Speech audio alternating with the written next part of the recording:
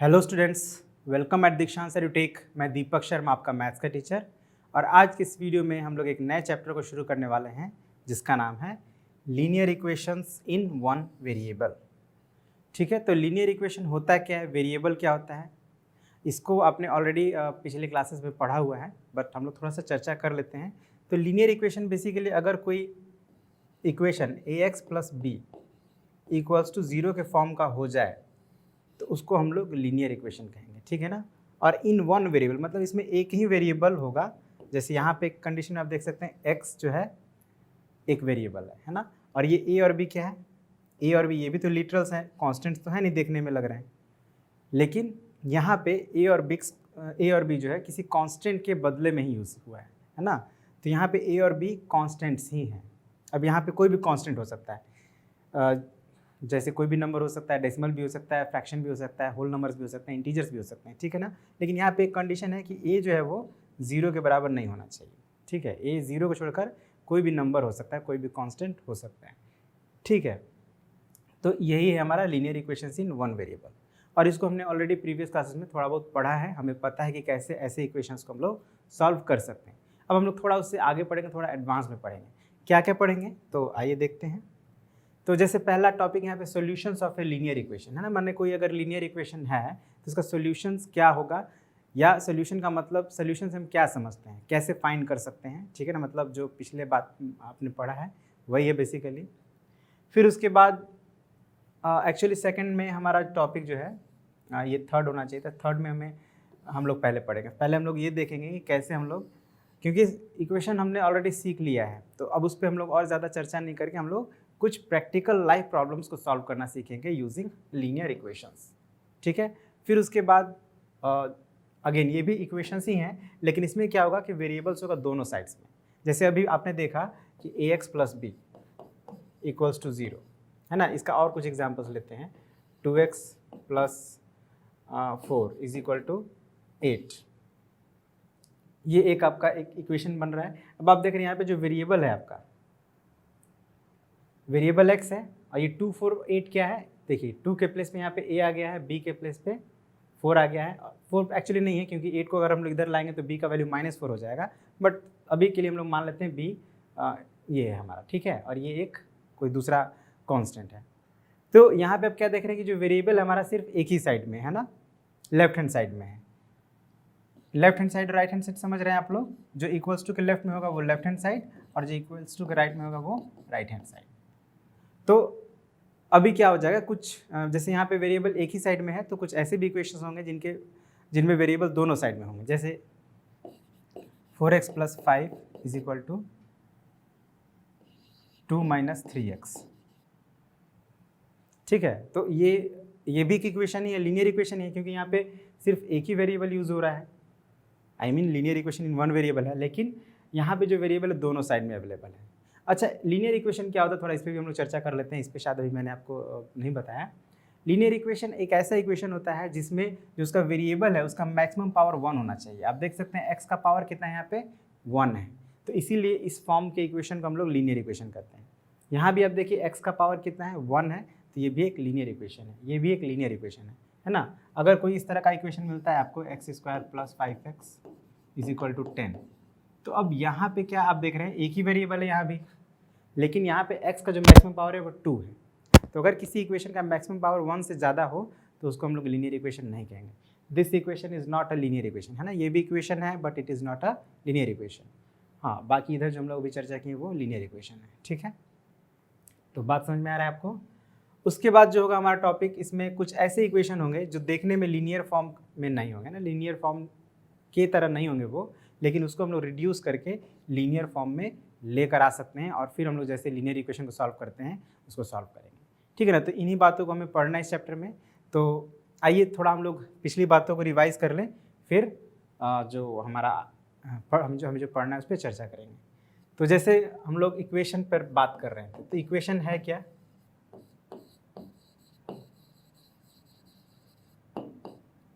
तो इक्वेशन है क्या, ए mathematical expression, a mathematical expression of equality ठीक है, अगर एकदम कम शब्दों में इक्वेशन को डिफाइन किया जाए तो हम कह सकते हैं एक मैथमेटिकल एक्सप्रेशन ऑफ इक्वालिटी है। जैसे एग्जाम्पल समझते हैं, 4x प्लस 3, ठीक है, इक्वल्स टू 9। तो ये 4x प्लस 3 क्या है, ये एक मैथमेटिकल एक्सप्रेशन है और यहाँ पे इक्वल्स टू ये 9 के बराबर हो रहा है। तो ये एक मैथमेटिकल एक्सप्रेशन है जो 9 के इक्वल है ना। तो यहाँ पे हम एक एक्सप्रेशन को एक किसी दूसरे, यहाँ पे तो अभी आपको कांस्टेंट दिख रहा है, कभी कभी एक दूसरा एक्सप्रेशन भी हो सकता है। एक और एग्जांपल लीजिए, 9x plus 6 is equal to 7x plus 8। अभी हम लोग कुछ भी रैंडमली इक्वेशन बना रहे हैं। तो आप क्या देख रहे हैं, यहाँ पे इक्वल्स टू साइन के लेफ्ट साइड में भी एक एक्सप्रेशन है और राइट साइड में भी एक्सप्रेशन है जो एक दूसरे के बराबर है। तो ऐसे ही statement, mathematical expression of equality को हम लोग इक्वेशन करते हैं। ओके, तो इक्वेशन क्लियर हो गया आपको। तो अब हम लोग थोड़ा इसका सोल्यूशन का बात कर लेते हैं। तो जैसे ये एक इक्वेशन है ना, या दो इक्वेशन है। अब कहने का मतलब कि ये जो यहाँ पे x अननोन वैल्यू है, x की वैल्यू हमें पता नहीं है, तो इसकी वैल्यू अगर हम इस इक्वेशन के हेल्प से निकालते हैं तो जो वैल्यू आएगी वही इस इक्वेशन का सोल्यूशन कहलाएगा। ठीक है, तो कैसे इसका हम लोग सोल्यूशन निकालेंगे, तो हम लोग जानते ही हैं ऑलरेडी कि कैसे हम लोग लीनियर इक्वेशन को सॉल्व करते हैं। रूल्स क्या हैं तो हमें सबसे पहले देखना है कि जितने भी कांस्टेंट्स हैं लेफ्ट साइड में उसको हम लोग राइट हैंड साइड में कर देंगे, जो वेरिएबल्स हैं उसको, यानी जो वेरिएबल टर्म है उसको लेफ्ट हैंड साइड में करेंगे। इस प्रोसेस को हम लोग ट्रांसपोज करना कहते हैं। ठीक है, मतलब अगर हम लोग इसके कांस्टेंट को लेफ्ट हैंड साइड से राइट हैंड साइड ले जाएंगे तो ये प्रोसेस क्या कहलाएगा, ट्रांसपोज करना कहलाएगा। चलिए करके देखते हैं। तो यहाँ पे आप देख रहे हैं इसको हम लोग अलग से बनाते हैं, यहाँ पे स्पेस कम है और इक्वेशन भी चेंज कर लेते हैं, उसको थोड़ा सॉल्व करना भी डिफिकल्ट है। क्या करते हैं, 4x प्लस 3 इक्वल्स टू 11 कर लेते हैं ना, सिंपल इक्वेशन ले रहे हैं।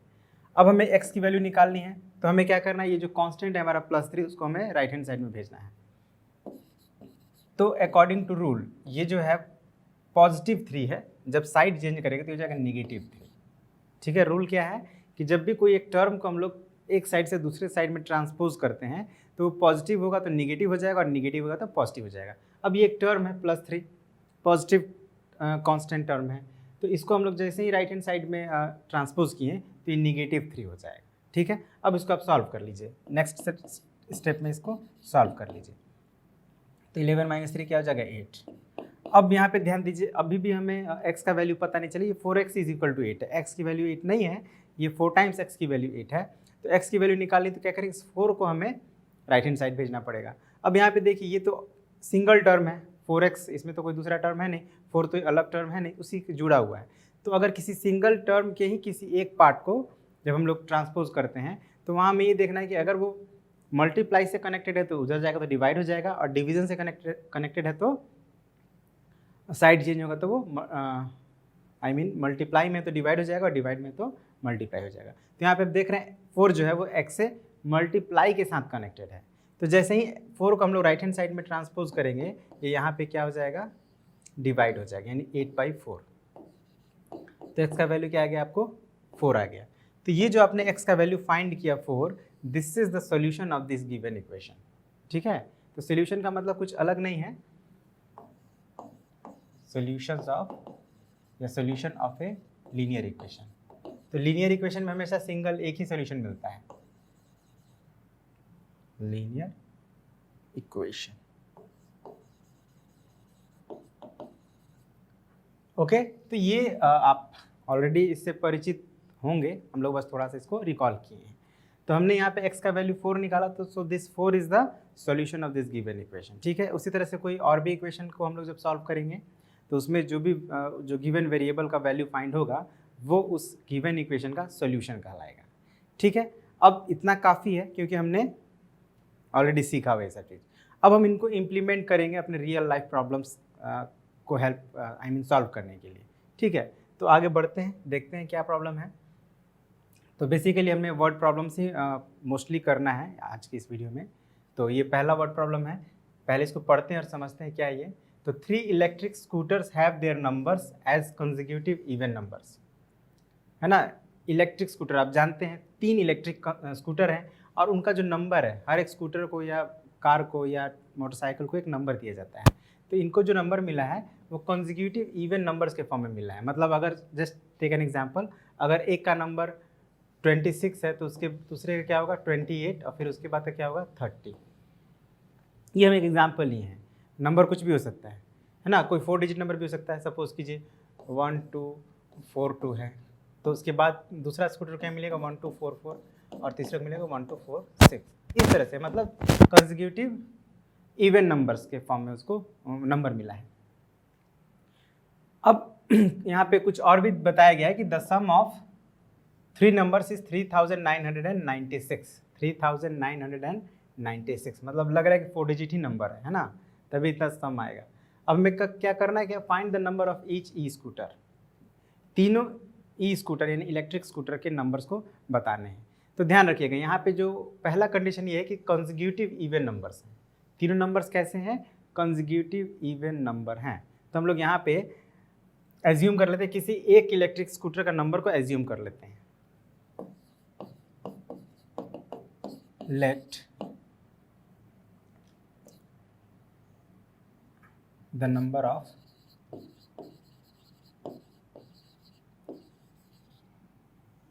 थ्री ई स्कूटर्स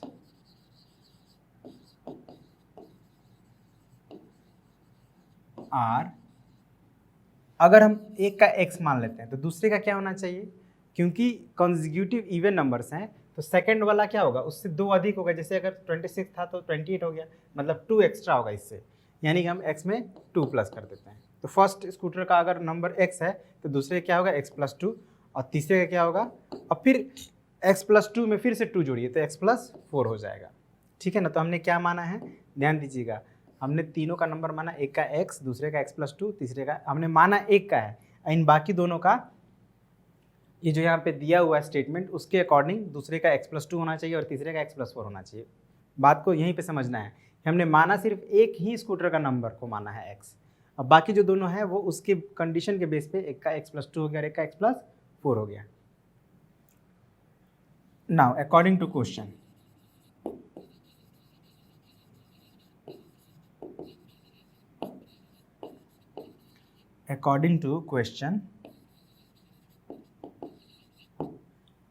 क्या दिया है, सेकंड कंडीशन क्या दिया, सम ऑफ 3 नंबर्स, मतलब ये जो 3 नंबर्स हमने माना है इनका सम क्या है,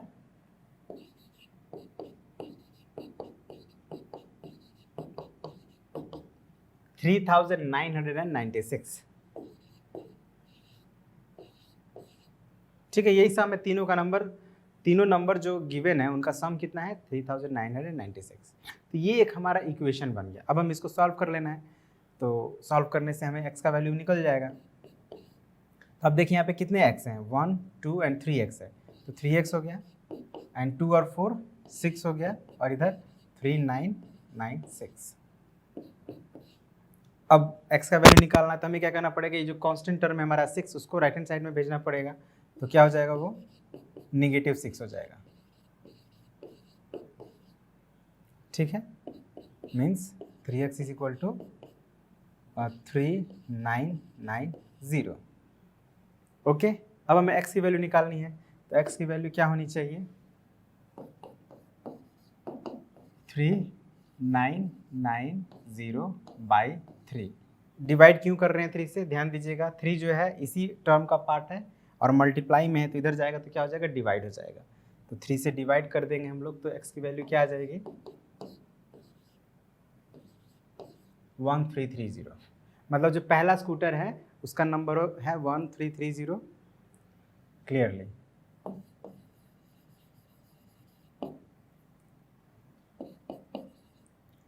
the number of first e scooter is equal to 1330 and the number of second e scooter।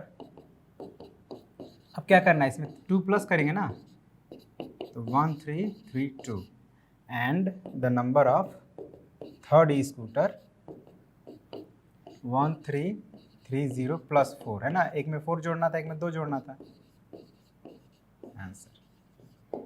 ठीक है ना। अब देख सकते हैं क्या मिला हमको, 3 कंसेक्यूटिव इवन नंबर मिला है।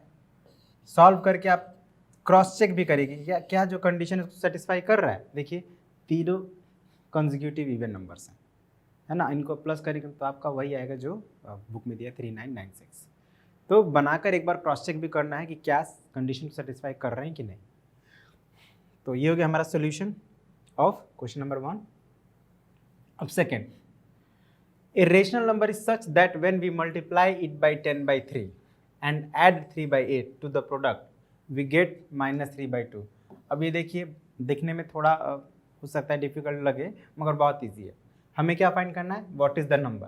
तो जो हमें फाइंड करना है उसी को हम लोग मान लेंगे, है ना, एज्यूम कर लेंगे। तो solution, let the number is या the number is equal to x, ठीक है, x मान लेते हैं नंबर को। Now according to question,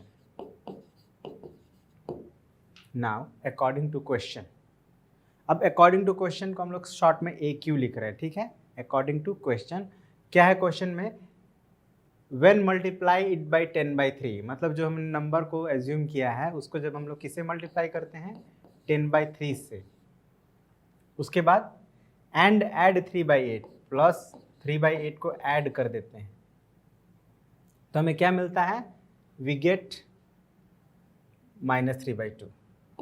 we get मतलब इक्वल्स टू हो जाता है किसके, -3/2 के। ठीक है, थोड़ा आप देख रहे हैं कि टेक्निकल फॉल्ट है, इधर से इधर हो गया, बट वहाँ पे नंबर आ जाएगा अभी थोड़ी देर में, है ना। तो आपका इक्वेशन क्या बन गया, x times 10/3 plus 3/8 is equal to -3/2। ये आपका इक्वेशन बन गया। चलिए लिख देते हैं, है ना। कैसे बन गया, तो क्वेश्चन में क्या है, जब हम उसको 10/3 से मल्टीप्लाई करते हैं और 3/8 ऐड करते हैं किस में, टू द प्रोडक्ट, मतलब ये मल्टीप्लाई करने से यहाँ पे कुछ प्रोडक्ट आएगा और इस प्रोडक्ट में जब 3/8 ऐड करते हैं तो हमें क्या मिलता है, -3/2 मिलता है, मतलब इक्वल्स टू -3/2। तो ये हमारा हो गया एक equation according to the question. अब हमें क्या करना है, इस इक्वेशन को सॉल्व करना है, करते हैं। तो x में 10 से मल्टीप्लाई करेंगे। आप जानते हैं कि जब भी हम लोग किसी होल नंबर को ये p/q के फॉर्म के नंबर से मल्टीप्लाई करते हैं उसके न्यूमरेटर से मल्टीप्लाई किया जाता है। तो x × 10 10x/3 प्लस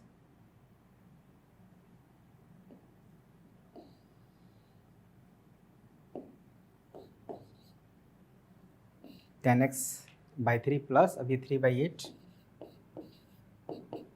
-3/2। अब अगर आप ध्यान दें तो पहला टर्म हमारा वेरिएबल टर्म है, x के साथ है, दूसरा टर्म कांस्टेंट है, तो इसको हम लोग राइट हैंड साइड में ट्रांसपोज कर देंगे। तो 10x/3, ध्यान दीजिएगा, मतलब हम लोग इक्वेशन भी कैसे सॉल्व करेंगे उसकी जो प्रोसेस को रिपीट करते जा रहे हैं इसीलिए, ताकि अगर आपको कोई कन्फ्यूज़न हो तो वो चीज़ क्लियर हो जाए। तो ये -3/2 देखिए ऑलरेडी राइट हैंड साइड में है। कई बार क्या करते हैं स्टूडेंट्स कि जो जिसको हम लोग साइड नहीं चेंज किए उसका भी साइन चेंज कर देते हैं। तो यहाँ पे ध्यान रखना है आपको कि साइड हम साइन किसका चेंज करेंगे, तो जिसका साइड चेंज कर रहे हैं। -3/2 ऑलरेडी राइट हैंड साइड में है तो ये नेगेटिव ही रहेगा, ये प्लस 3/8 को हम लोग उधर ट्रांसपोज कर रहे हैं तो ये आपका हो जाएगा नेगेटिव, यानी -3/8। अब इसको सॉल्व करते हैं नेक्स्ट पेज पे। 10x/3 10x/3 equals to right hand side में क्या था, राइट हैंड साइड में -3/2 -3/8, तो 8 और 2 का एलसीएम लेंगे तो क्या हो जाएगा, 8 ही हो जाएगा। तो 8 लिख देते हैं। फिर उसके बाद अब देखिए यहाँ पे एलसीएम हमारा 8 आया तो 8 को 2 से डिवाइड करेंगे ना तो कितना आएगा, 4 आएगा। तो 4 को -3 से मल्टीप्लाई कर देंगे, तो -3 को 4 से मल्टीप्लाई करेंगे तो क्या हो जाएगा, -12 हो गया। अब यहाँ पे तो 8 ही है ऑलरेडी, तो 8 से 8 को डिवाइड करेंगे तो 1 आएगा और 1 को 3 से मल्टीप्लाई करेंगे तो 3 ही रहेगा। तो यहाँ पे हो जाएगा हमारा 3 होल। अब ये 10x/3 हो गया, इसको आप दोनों निगेटिव नंबर है प्लस कर देंगे तो माइनस, मतलब निगेटिव ही आंसर आएगा लेकिन प्लस करेंगे। अब क्या करेंगे, क्रॉस मल्टीप्लिकेशन। क्रॉस मल्टीप्लिकेशन का मतलब लेफ्ट हैंड साइड के न्यूमरेटर को राइट हैंड साइड के डिनोमिनेटर से, ठीक है ना, ये बात आपको ध्यान होगा। इसको मल्टीप्लाई करना है इससे और इसको मल्टीप्लाई करना है इससे, ठीक है, ज़्यादा छोड़ो इसको, ऐसे नहीं करते। ठीक है, अब थोड़ा अच्छा नहीं लग रहा था इसलिए मैंने हटा दिया उसको। तो करते हैं multiply 10x multiplied by 8 minus 15 multiplied by 3। अब अगेन सेम चीज़ है वही, है ना। यहाँ पे आप देखिए ये मिलकर सिंगल टर्म हो गया, है ना। आप जानते हैं कि जब कांस्टेंट और वेरिएबल मल्टीप्लाई या डिवीजन से कनेक्टेड रहता है तो वो सिंगल टर्म ही कहलाता है। तो ये सिंगल टर्म है ऑलरेडी। अब सिंगल टर्म है, यहाँ पे x का वैल्यू निकालना था हमको, 10 और 8 दोनों को उधर राइट हैंड साइड में भेजना है। तो हम क्या कर सकते हैं, ऊपर इसको मल्टीप्लाई अभी बाद में करेंगे, 10 और 8 को हम लोग जैसे ही राइट हैंड साइड में भेजेंगे तो यहाँ पे मल्टीप्लाई में, तो यहाँ पे क्या हो जाएगा, डिवाइड में, यानी दोनों के दोनों नीचे आ जाएंगे। अब देखिए कुछ कटने जैसा लग रहा है आपको, तो ये 5 से कट जाएगा आपका 2 टाइम्स में, और ये 5 से कट जाएगा 3 टाइम्स में। ठीक है, अब और कुछ है नहीं तो हम लोग मल्टीप्लाई कर देंगे। तो -9 बाई 8 टू 16, यही हो गया आंसर। -9 मतलब यही हमारा वो रेशनल नंबर है जिसको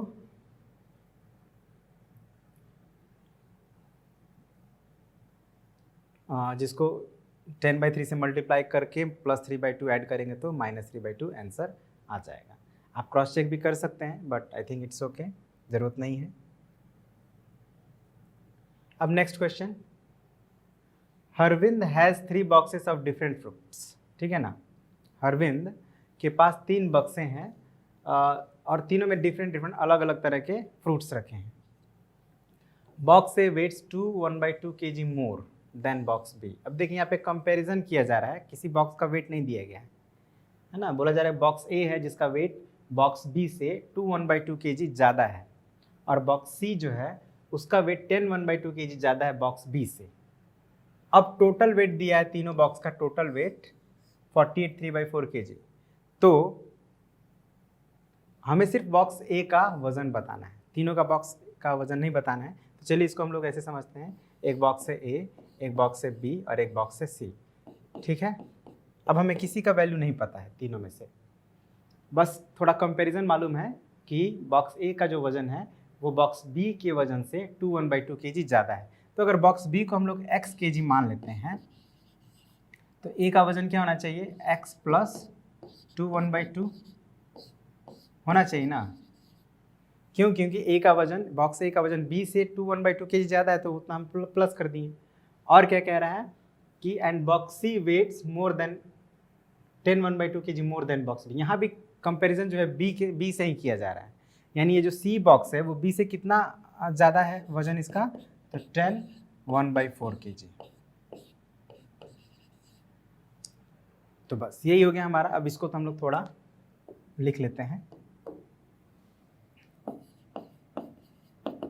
लेट वेट ऑफ, हम लोग बॉक्स बी को क्यों मान रहे हैं, हमें तो बॉक्स ए का वेट फाइंड करना है, लेकिन बॉक्स बी को क्यों हम लोग एज्यूम कर रहे हैं, क्योंकि कंपैरिजन अगर आप देखें तो बॉक्स बी से ही किया जा रहा है, दोनों को, बॉक्स ए को भी और बॉक्स सी को भी, दोनों को कंपैरिजन बॉक्स बी से किया जा रहा है। इसीलिए हम लोग यहाँ पे बॉक्स बी का वेट मान लेते हैं। ठीक है, x kg, then weight of box A क्या हो जाएगा, x + 1/2 kg, है ना, and weight of box C is equal to x + 1/4 kg। ठीक है, अब अकॉर्डिंग टू क्वेश्चन इन तीनों का सम, मतलब इन दोनों का टोटल वेट कितना है, 48 3/4 kg।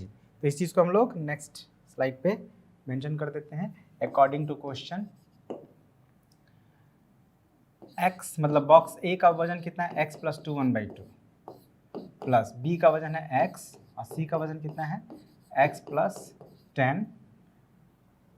1/4, right, yes, equals total वजन कितना है इन तीनों का, 48 3/4 kg। मतलब राइट हैंड साइड में हमारा होना चाहिए 48 3/4 kg। ठीक है, अब ये हमारा बन गया इक्वेशन। अब हमें क्या करना है, इसको सिंप्लीफाई कर देना है बस। तो अब ये क्या हो जाएगा, देखिए तो x + 4 5/2 plus x + 41/4 okay, and is equal to here, ये कितना हो जाएगा, इसको मल्टीप्लाई करके 3 ऐड कर लेते हैं, तो चलिए यहाँ पे करते हैं रफ में।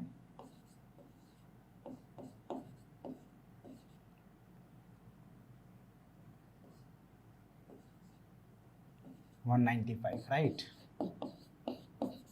ठीक है, हमने क्या किया, सभी जो मिक्स फ्रैक्शन थे उनको इम्प्रॉपर फ्रैक्शन में कन्वर्ट कर लिया। अब आप ऐड करेंगे तो x 3 टाइम्स है यहाँ पे, तो 3x हो जाएगा, और 5/2 को हम लोग एक साथ लिख देते हैं, 5/2 प्लस 41/4 इज इक्वल टू 195/4। अब इसके आगे का जो है ना आप सोल्यूशन खुद कर सकते हैं, ठीक है ना। ट्राई आप करिए, करना क्या है, इनको ऐड कर लेना है, जो आएगा फिर उसको हम लोग ट्रांसपोज करके सबट्रैक्ट कर लेंगे इसमें से, और फिर जो आएगा उसको 3 से डिवाइड कर लेंगे, वही हो जाएगा x का वैल्यू। और जब आप x का वैल्यू निकाल लेंगे तो हमें किसका वेट बताना है, बॉक्स ए का ना। तो बॉक्स ए का वेट, जो भी x का वजन आएगा, आई थिंक 10 kg या 12 kg आना चाहिए। तो अगर 12 kg आता है बॉक्स बी का, यानी x का वैल्यू, तो उसमें हमको 2 1/2 ऐड कर लेना है। सपोज kg 10 आता है तो 10 में 2 1/2 ऐड करेंगे तो क्या हो जाएगा, 12 1/2 kg हो जाएगा। अगर 12 आता है तो उसमें 2 1/2 kg ऐड करेंगे तो हो जाएगा 14 1/2। ठीक है, तो इसको आगे अब आप कंटिन्यू कर सकते हैं।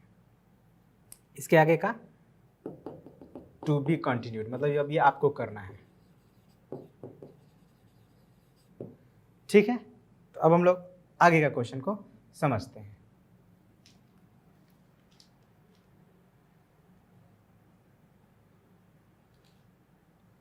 Three consecutive integers are such that when they are taken in increasing order and multiplied by 2, 3 and 4 respectively, they add up to 74. Find the numbers. चलिए इसको समझते हैं। 3 consecutive integers हैं, 3 लगातार संख्या है। लगातार संख्या क्या क्या हो सकता है, तो जैसे 2 4 5 6 7 8 101 102 103 9205 9206 9207, मतलब अगर 4 डिजिट नंबर भी लें तो कॉन्जिक्यूटिव मतलब उसका नेक्स्ट का नंबर। ठीक है, और ऐसे नंबर कितने हैं, 3 हैं। अब कह रहा है कि जब उनको इंक्रीजिंग ऑर्डर में लिया जाता है, इंक्रीजिंग ऑर्डर मतलब छोटा से बड़े में, और फिर उनको 2 से 3 से और 4 से मल्टीप्लाई किया जाता है, तो दे एड अप टू 74, मतलब कोई छोटा ही नंबर है, उतना बड़ा नंबर नहीं है। फिर उनको जोड़ने पर जब जोड़ा जाता है तो वो 74 आता है।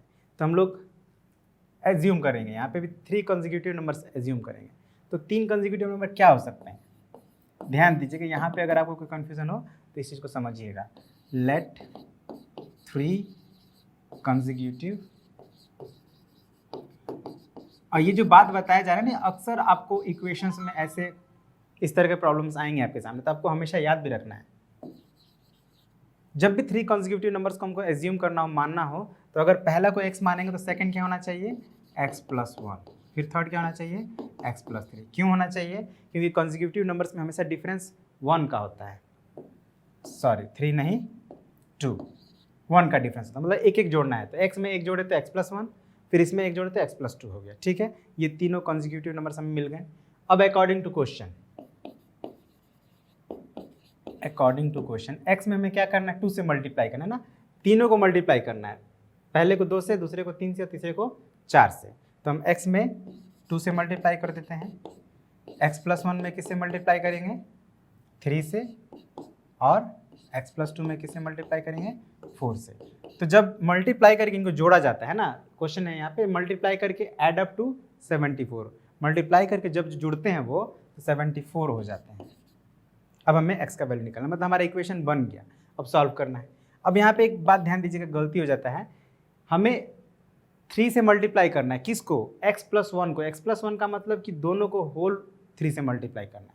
कई बार आप क्या करते हैं, सिर्फ 1 से मल्टीप्लाई कर देंगे, x को छोड़ देंगे, तो वहाँ पे आंसर जो आपका गलत आता है। तो इस बात को एकदम विशेष रूप से ध्यान रखना है। जब हम बात करें x+1 को 3 से मल्टीप्लाई करना है, यानी कि x को भी करना है और 1 को भी करना है, या ये कहिए कि दोनों को एक साथ आप घेर दीजिए फिर मल्टीप्लाई करिए। और अब आपको मल्टीप्लाई करना आता है 2 इंटू एक्स 2x, ये हो जाएगा 3x प्लस 3, है ना। 3 में x से किए 3x, 3 में 1 से किए 3। सिमिलरली यहाँ पे आपका हो जाएगा 4x प्लस 4 2 8 इक्वल्स टू 74। अब x को ऐड करिए तो 2 3 5 एंड 4 9x, और ये हो जाएगा 11 इज इक्वल टू 74। अब आप इसको सॉल्व कर सकते हैं आसानी से, 11 को उधर माइनस कर देना है तो हो जाएगा 63, और 9 से डिवाइड कर देंगे तो हो जाएगा 7, यानी एक आपका नंबर होगा 7, 8 और 9, 7, 8 और 9। और फिर जब अगेन वही, तो आपका आंसर क्या आएगा यहाँ पे 7, 8 और 9। तो यहाँ पे अब इसको आगे भी आपको खुद सॉल्व करना है क्योंकि बहुत ईजी है। To be continued by you, इसके आगे आप सॉल्व करेंगे। तो इसी तरह और भी बहुत सारे क्वेश्चंस हैं। हमने कितना क्वेश्चन कर लिए थोड़ा देख लेते हैं। तो 1, 2, 3, 4, अच्छा 4, 5 क्वेश्चंस हमने किए हैं। तो चूँकि ये फर्स्ट पार्ट है इक्वेशंस का, तो हम लोग सोचते हैं अभी इतना ही रहने देते हैं। आप पहले थोड़ा प्रैक्टिस करिए, इनको समझिए, इन पे वर्क करिए, फिर हम लोग आगे और भी जो बचे हुए हैं वर्ड प्रॉब्लम्स उनको सॉल्व करेंगे। ठीक है, तो आज के लिए इतना ही रहने देते हैं। मिलते हैं अगले पार्ट में जो बचे हुए क्वेश्चंस हैं उनके साथ और आगे के टॉपिक्स के साथ। ओके, तो तब तक के लिए thank you very much and have a nice day.